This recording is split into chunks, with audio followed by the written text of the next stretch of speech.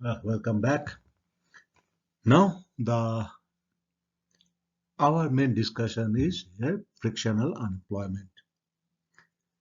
So, frictional unemployment normally refers to the time lag between job separation and new job finding. To the neoclassical theories of employment, the workers are considered to be perfectly mobile across the sectors. So they can immediately shift from one sector to another without any loss in productivity. If the workers are perfectly mobile across the sector, then a person who is subject to job separation will not take much time to find another employment opportunity. This is theoretically possible, but in reality, we find something else. So we cannot find the perfect mobility of workers.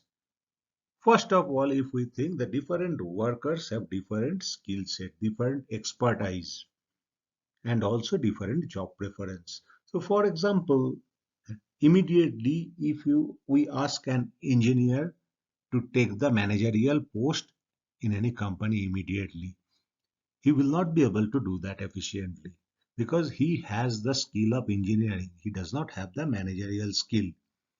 So he will require some time to learn the skill.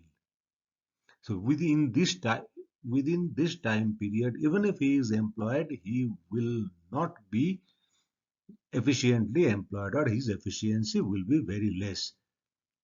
Productivity will be almost zero. Second problem is that there is always a lag lag regarding the flow of information. So job seekers, they don't have immediate idea about the vacancies, and similarly the employers who are seeking for new workers and new recruitment, it is very difficult for them to find out the unemployed people. So we can call it an imperfect flow of information. The employees or the job seekers, they are not having the proper information regarding the job vacancies, and similarly employers who want the new employees, they don't have proper idea about the people who are searching for this job. So there is also a time lag in this part. Next is that we are considering about the geographical mobility also. So one person cannot instantly move from one place to another, especially whenever the distance between these two places is very long. So it is very difficult for the workers to move from one place to another because all the workers, they have their family, they have their own establishment. So for that, there is also a time lag. And next thing is that there is a mismatch between job seeker and the job opportunities. So job opportunities is the job opportunity that requires some specific skill, whereas the job seeker, they have some different specific skill. So even if there are vacancy, there are job seekers and there is vacancy, there is a clear mismatch between these two.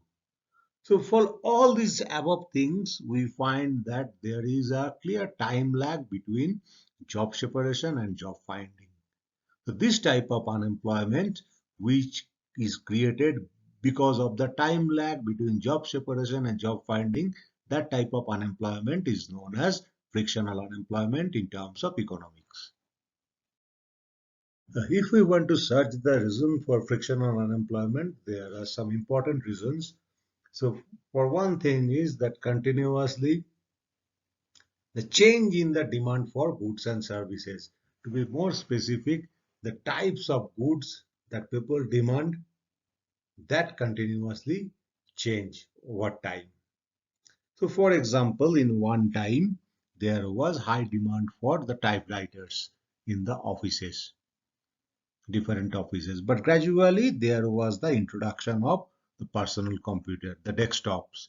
And gradually, the typewriters, the demand for the typewriters gradually kept on declining, whereas the demand for the personal computers, desktop laptops kept on increasing. So what was the effect of such shift in demand on the labor market? So previously, the people who were efficient in manufacturing and repairing typewriter, their demand also started to decline. And on the other hand, the demand for the people who knew the skill of who had the skill of manufacturing and repairing computer, desktops, laptops that kept on increasing. So there is a clear shift from the typewriter, clear shift from the demand for the engineers who are specialized in typewriter towards the demand for engineers who are specialized in laptop and desktop and personal computer. So this is a particular change in the demand for a skill. So that's why if the engineers who were engaged in typewriters industry, if they want to find job, they have to learn the skill of computer, skill of manufacturing and repairing the computer. So for that time to learn the skill, they will take some more time. So another example can be given here that in India, the through the entire railway network, many parts were not electrified earlier. So in that area, the trains were hauled by the diesel locomotives, and there were high demand for the mechanical engineers who were efficient with the maintaining and driving the diesel locomotives. But gradually, with time, there was increased expansion of electrification. So the routes which are being electrified, in that route the electric engine will run, and gradually the demand for the electrical engineers will increase and the demand for mechanical engineers will decrease. In that means the demand for electric loco pilots will increase, whereas the demand for diesel loco pilots will decrease. So diesel loco pilots, they have to learn the skill of running the electric loco. So in that case, what we see that there is a clear time lag between job finding and job separation. So whenever the typewriter industry shuts down, there is a decline in demand for the engineers who are efficient in manufacturing the typewriters and repairing the typewriters. So whenever they are losing their job, to find their job in the new software and hardware industry, they have to learn the skill, and that learning the skill will take time. So within the meantime, they will remain unemployed. So this type of unemployment, this is also another kind of frictional unemployment, because we are find there is a clear time lag between losing the job and finding the new job. So whenever we think about the public policies to combat the problem of unemployment, especially the frictional unemployment, there are two types of actions by the government. Number one, the actions of the policies of the government through which the government wants to ensure the employment of the unemployed people, to provide them job opportunity. And that is done through two different ways, that there are different government agencies which provide the information to the unemployed people regarding the new job openings and job opportunities. And second thing is that whenever the people are losing job, the public agencies, they provide different types of training so that the workers, they are endowed with the skill which is required for the emerging sectors, so they will gradually learn to work in the new setup, in the new industry, and finally they will be able to find a new job. So this policy here, these two policies, they mainly aim to ensure job opportunity for the workers who are losing their job. But the policies to support the policies so that to ensure employment opportunity for the unemployed people, that is good, but it will take some time. So within this time, when the people remain unemployed, they face enough hardship in life. So their savings will be depleted gradually, they will have no income. their savings will be depleted gradually. Sometimes they can face the problem of hunger and also the other requirement daily needs. So it becomes difficult for them to fulfill the daily needs. So that's why to reduce the objectives, to reduce the hardships that is faced by the unemployed people, government used give some financial supports. And the most important thing is known as unemployment insurance. So unemployment insurance means the people receive some financial support from the government, maybe unemployment allowance from the government for the time of as long as he remains unemployed.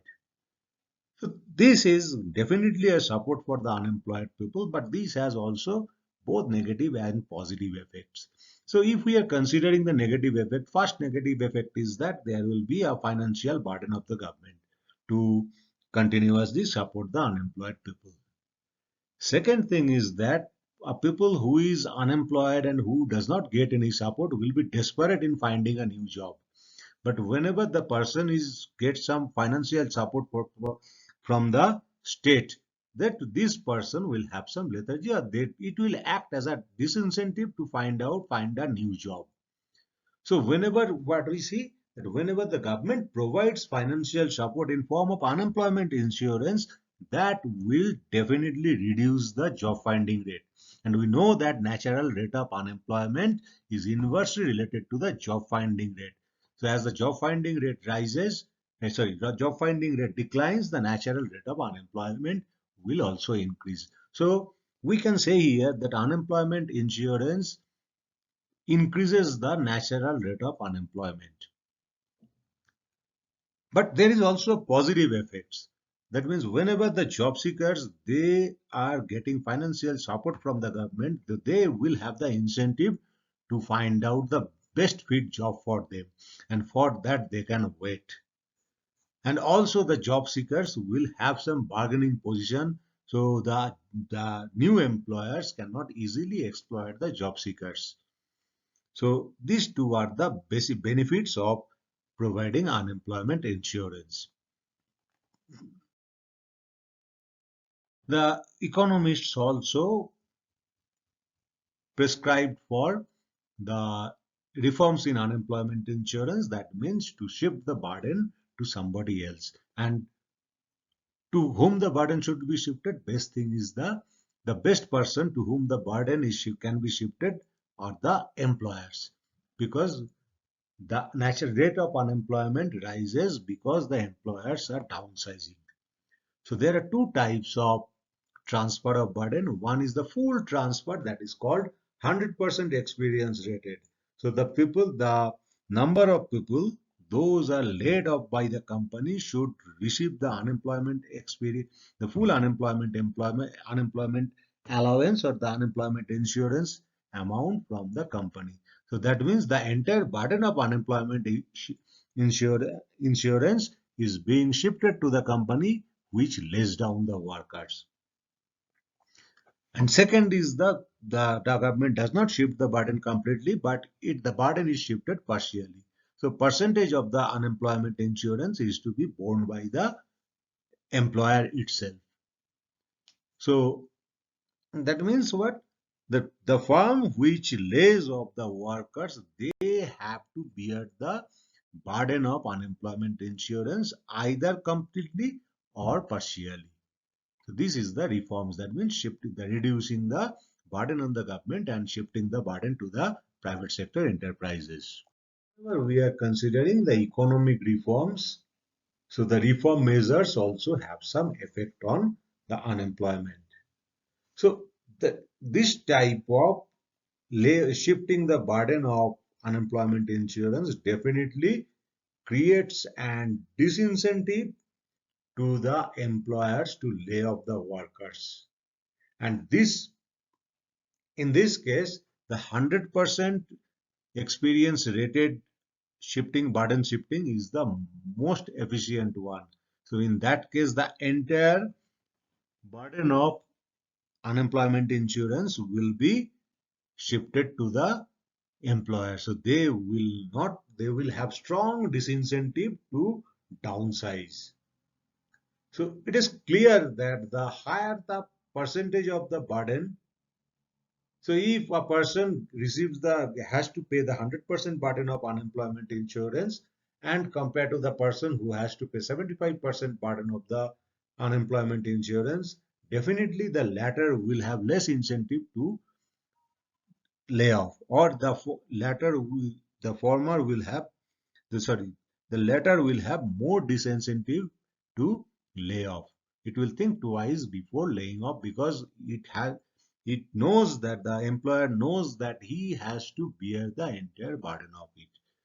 So whenever the government adopts the reforms in unemployment insurance, that has two definite impacts on the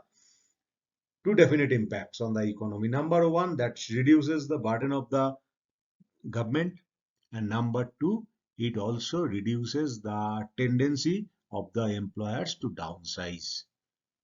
So there are both good effects of the reforms in unemployment insurance, or shifting the burden of unemployment insurance to the employers who are laying off.